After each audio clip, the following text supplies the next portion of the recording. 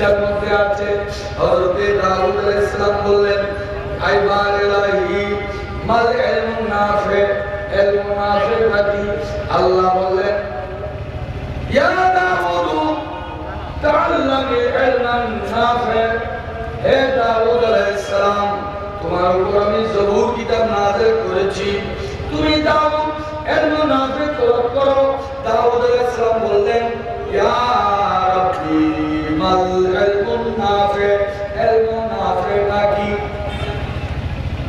আমার রব্বুল আলামিন বললেন আনতারিফা জালালি ওয়া আজমতি ওয়া কিবরিয়াই ওয়া কামালা কুদরতি আলা কুল্লি শাইইন ফাইন্না হাযাল্লাযী ইউকাররিবুকা ইলাইয়া। সুবহানাল্লাহ। মূল কথা ইলমুন নাফি এমন এক জ্ঞান, এমন এক যে এলম দ্বারা আমি রব্বুল আলামিনের জালালিয়ত কামালিয়ত আমার পরিচয় তুমি পাবে। বলেন সুবহানাল্লাহ। এই জন্য কলব রূহ সির খফি আফা নফস আব আকাশ খাক বাক 10 আয়াত হিসাবে যারা জিকির আজকার মুরাকাবা মুশাহিদা করে ওই বান্দারা আল্লাহর পরিচয় পায়। তিন হরফের সংখ্যা কত? 66। এখন আসুন আল্লাহর দরবারে, নবীর দরবারে, ওলির দরবারে বিয়োগ নাই, যোগ অথবা গুণ। বলেন না সুবহানাল্লাহ। মক্কা শরীফ গেলে একে লাখ, এদিকে যোগ হলো না গুণ হলো? বেশি না? বলেন না সুবহানাল্লাহ। 6 এবং 4 এর মাঝখানে যদি গুণ চিহ্ন দেওয়া হয় তাহলে কি হবে? 24। 3 মানে লা ইলাহা ইল্লাল্লাহ, 3 মানে মুহাম্মদ রাসূলুল্লাহ। কত হলো? 24 হয়ে গেল। 3 মানে লা ইলাহা ইল্লাল্লাহ মুহাম্মদ রাসূলুল্লাহ। 24 হরফকে মানার নাম হলো দ্বীন। আল্লাহকে মানার নাম হলো দ্বীন, তাওহীদকে মানার নাম হলো দ্বীন, রিসালাতকে মানার নাম হলো দ্বীন। এই জন্য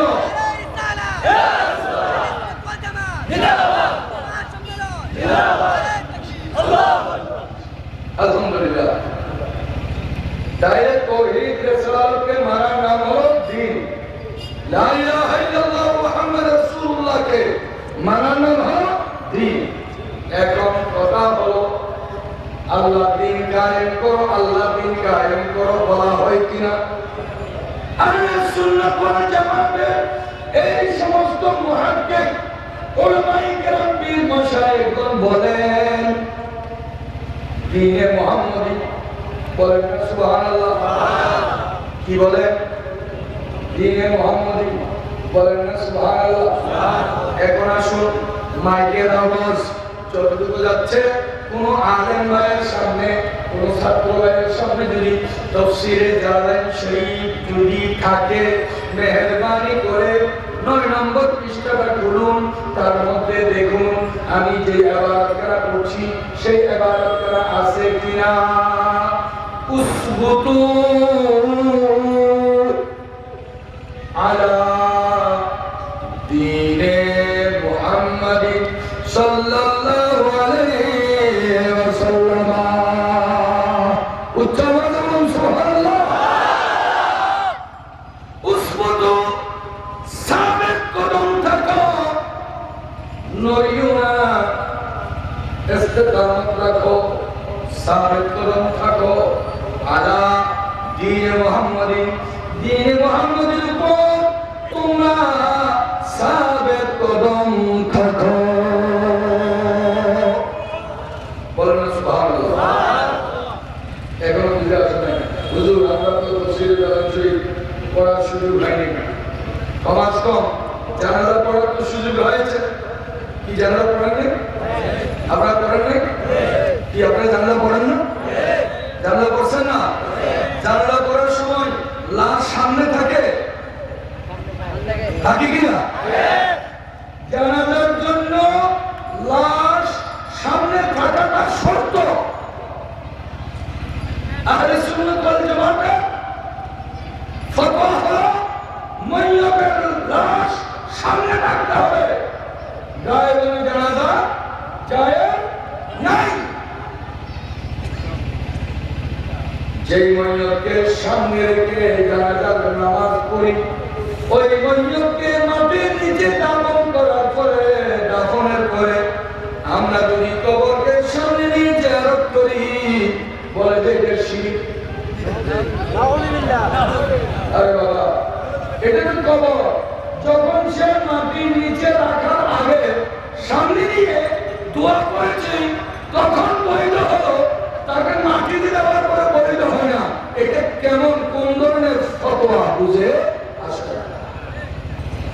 মেশকাত শরীফ 146 পৃষ্ঠা খুলুন, দেখুন আল্লাহর প্যারা মানব নবী বলেছেন, ইজা সাল্লাইতুম আলাল মাইয়্যিত ফাখরিসু লাহু দুআ। জানলা পড়ার সাথে সাথে তৎক্ষণিক বিলম্ব না করে ওই মাইয়্যিতের জন্য দোয়া করার বিধান হাদিসে আছে। কারণ হাদিস কোরআন মানার নাম হচ্ছে ইসলাম। ইসলাম যার মধ্যে থাকবে সেই তো মুসলমান। বলেন না সুবহানাল্লাহ। মুহতারাম হাজিরিন, আসুন ডিম এবং আন্ডার মধ্যে কোনো পার্থক্য আছে? আপনারা আমার কথা বুঝলেন? ডিমের মধ্যে এবং আন্ডার মধ্যে কোনো পার্থক্য আছে? কোনো পার্থক্য নাই। যখন আপনার আপনজন জানাজার পরে কবরে যখন রাখেন, আমরা রাখি, তখন আমরা কি বলি? মাশাআল্লাহ। সবাই বলেন। আপনারা এতক্ষণ আমি যা আলোচনা করলাম 25 মিনিট, এটা তো আপনারাই ফয়সালা দিয়ে দিলেন। বলেন না সুবহানাল্লাহ। আপনারা দেন নাই, আল্লাহ আপনাদের মাধ্যমে দেওয়াইছে। বলেন সুবহানাল্লাহ। আল্লাহ তাদের মাধ্যমে দেওয়ায় একটু খেয়াল করুন। মেশকাত শরীফের 31 পৃষ্ঠার মধ্যে আছে। কত পৃষ্ঠা?